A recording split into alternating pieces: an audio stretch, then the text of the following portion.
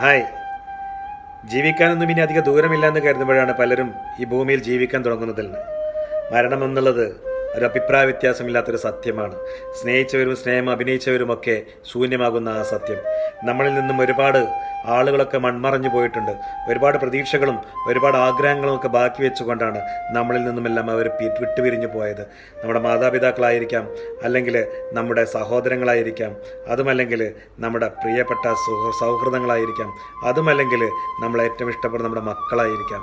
എല്ലാവരും ഒരു കാര്യം ഓർമ്മിച്ചോളൂ കേട്ടോ, അവരൊക്കെ നമ്മളെവിടെയോ കാത്തിരിക്കുന്നുണ്ട് എന്നുള്ളതാണ്. വെള്ളിയാഴ്ചകളിലൊക്കെ ഖബർസ്ഥാനുകളിൽ പോയിട്ടേ ഒരു ദുആയൊക്കെ ചെയ്തോളൂ അവർക്ക് വേണ്ടിയിട്ട്. അവരൊന്ന് പോയിട്ട് സിയാറത്ത് ചെയ്തോളൂ, സന്ദർശിച്ചോളൂ. അതൊക്കെ അവർ നമ്മളെ കാത്തിരിക്കുന്നുണ്ടാവും, നമ്മൾ വരുന്നതെന്ന് നോക്കിയിട്ട്.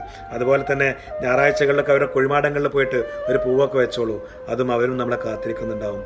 അതുപോലെ തന്നെ അവരുടെ ആത്മാവിന് വേണ്ടിയിട്ടുള്ള നിത്യശാന്തിക്ക് വേണ്ടിയിട്ടൊക്കെ നിങ്ങൾ പ്രാർത്ഥിച്ചോളൂ കേട്ടോ, അതും അവർക്ക് നൽകാവുന്ന ഏറ്റവും നല്ല ഒരു സംഗതിയാണ്.